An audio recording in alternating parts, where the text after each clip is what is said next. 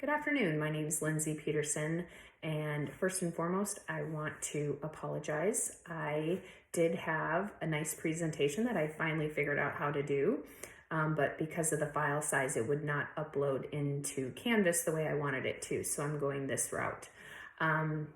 The research question that I posed this term was regarding the modernized self-service grocery store and its influence on the growth of modern day grocery stores throughout the country, as well as did this revolutionary new style of grocery store influence franchising of other grocery stores after 1916 and the successes that Clarence Saunders had with his grocery store Piggly Wiggly and the success it had throughout the country with the growth of the actual grocery chain. Historical significance that I looked at in regarding to this topic is focused around what we as a society knew as the general store and how we usually were getting our products from a small store that carried very limited products, usually one or two, and there was no consumer choice at the time. It was whatever the general store would carry and whatever the owner usually chose to carry. There was also no consumer shopping as we know it. Most of the general stores, you would walk in with your list, give it to the owner or the manager, they would get your product, and you would go about your merry way. However, this all changed when Clarence Saunders came up with this idea of the modern day self-service grocery store, which was something new that he developed through 30 plus years in the grocery industry. He learned that consumers wanted to have more choice, that there were many, many different products that we could choose from instead of just having one or two choices that we were limited to at the time.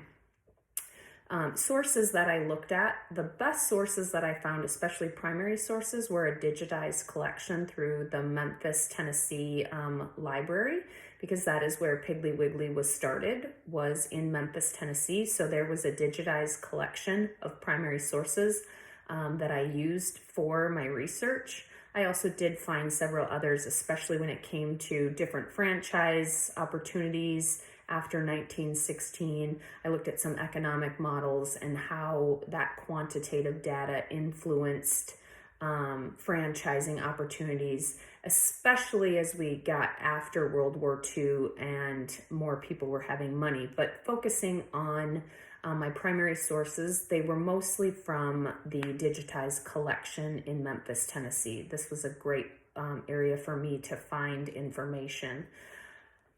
What did I learn from this project, or what's a summation of my research findings? Clarence Saunders was extremely influential in the growth of what we know as the modern day grocery store and the self-service grocery industry. He also was very influential in the franchising of Piggly Wiggly, and this was also very influential in the growth of other chain grocery stores. What I also learned was this was a very broad topic, and I could have gone so many different directions, but I stuck with him and the franchising and how this influenced the growth of grocery stores throughout the country. But I really did learn that there were so many other avenues I could have gone down, especially with the patents that go into or that went into Clarence Saunders and what he had to go through to develop these modern day grocery stores and some of the other stores that he developed after Piggly Wiggly. So there were several different directions I could have gone, and it was very interesting for me to see all those avenues as I got into the research, but I really did try to stick with the franchising and how this growth of Piggly Wiggly and its early successes pushed franchising in the grocery industry forward. Thank you.